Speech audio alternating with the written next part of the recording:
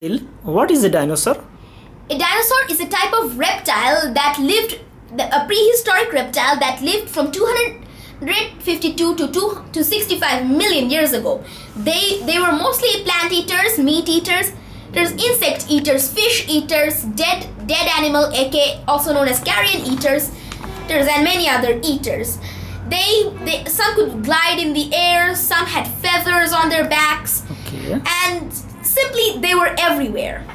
How did the dinosaur era begin? The dinosaur era began before 252 million years ago.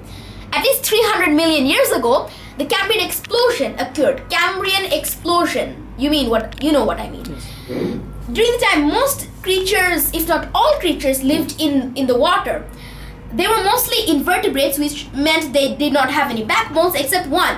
A tiny fish, black colored, had a backbone. This would later on evolve to be bigger, more tastier, and later went on to land to become amphibians, reptiles, early birds, mammals, and eventually dinosaurs, while their relatives in the sea conquered the sea. Okay. How long did they rule the earth? How long did they rule the earth? The dinosaurs ruled the earth from 252 to 65 million years ago. That is a really long time. So paleontologists, scientists who do stuff about dinosaurs, divide this time into three periods. First is the Triassic, the second Jurassic Park, and third is Cretaceous. The dinosaur era started in the Triassic. During the time, dinosaurs, along with other pig-looking animals like placoderms, lived. At the end of the Triassic 200 million years ago, a mass extinction wiped out the non-dinosaurs, and by the Jurassic, they were everywhere. Okay. And during the Cretaceous, lots of dinosaurs evolved, like Triceratops, T-Rex, and mammals would be evolving along with early birds, and at the end of 65 million years ago, how did they go extinct? They went extinct at about 65 million to 64 million years ago, around this time. So during this, the KT event happened. This is when a meteor about the size of Mount Everest crashed down in Yucatan Peninsula of Mexico. If you go into Google Maps and go to Central America, where Cuba is, if you look in Cuba, you will see that it's in a really deep water area, and the surrounding area is shallow. That is the Yucatan something crater. That wiped that apparently. Okay, so we see many types of dinosaurs in movies and pictures. Actually, how many types of dinosaurs are there? Dinosaurs there are lots of dinosaurs, plant eaters and meat eaters, insect eaters and all that. But mainly there are two types of them. One is ornithischians and saurischians. Saurischian groups consisted of the theropods and sauropodomorphs, the long necks and the meat eaters like Tyrannosaurus. And saurischian ornithopods consisted of dome-headed pachycephalosaurs, spike-headed ceratopsians, club-tailed ankylosaurs, spike-tailed stegosaurs, and others, hadrosaurs and all that. How do scientists know about dinosaurs? Like this much about dinosaurs, how do they know? Well, scientists know this much about dinosaurs from their bones. You see, when a dinosaur is walking beside a river having a nice stroll, sees a fish, tries to eat it, drowns in the river, and over time, river current will pile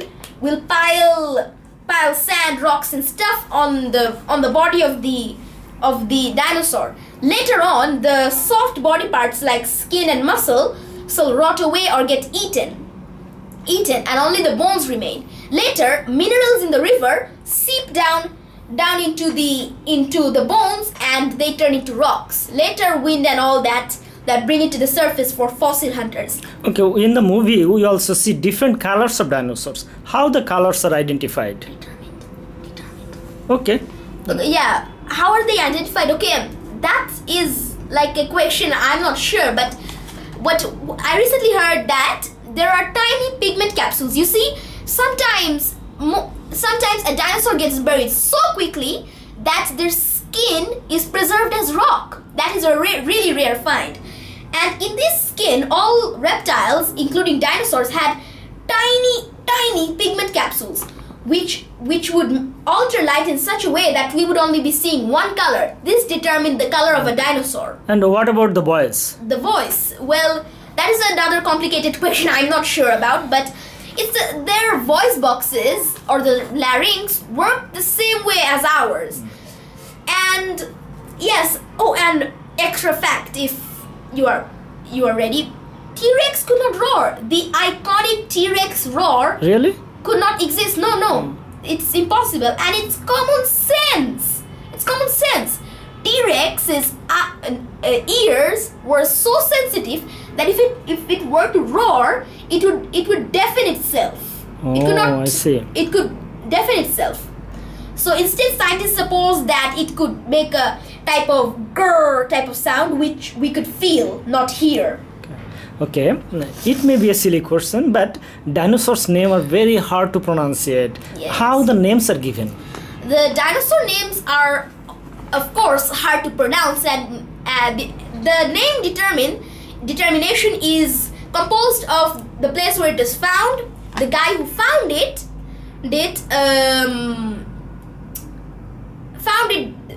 body parts, and of course Latin. Seriously, why does every interesting thing have to be Latin? Okay. Okay, so examples like Herrerasaurus was found by a guy called Herrera or Hera, and Argentinosaurus, which was obviously found in Argentina, and Iguanodon, whose teeth were like iguanas, Okay. and T-Rex, which is Latin for terrible lizard king. Dinosaur itself means terrible lizard. Okay.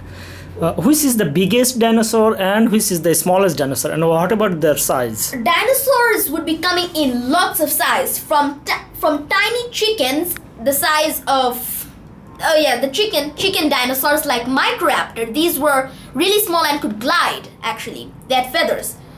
And the biggest dinosaurs would be reaching until the size of a truck or a cruise liner or something, such as Mementosaurus. It had the longest neck, and overall it is Argentinosaurus. This was the biggest one. It could weight about 40 to 50 African elephants. Oh, African elephants are the heaviest. I think there are many myths about dinosaurs. Yes. Do you know about? Of course, there are a lot of myths. If I were to write a book about myths, it would take about how many pages would it take? This much. Wait, excuse me. This much. Okay. This many pages it would take of a history book. So you see, all interesting things have myths, and new myths are being solved every day to every month. Some examples about myths. Yeah, I'll make 3 of them. First was the second dinosaur to be discovered, Iguanodon. You see, when Gideon Mantel, a guy, a dentist, dug up the Iguanodon fossils, he messed it really up. Now we know it had a thumb spike and its posture was like a T-Rex. Okay. Now, and after that, there were pre-modern guesses like Velociraptor. It was not only skin, it had feathers on its back. And now modern ones. Yes. Okay guys, before I continue, if there are any ceratopsian fans here, click away now. I'm counting to 3. 1, 2, 3. Okay, your time is up. Triceratops did not exist. Really? Triceratops did not exist. What is this? It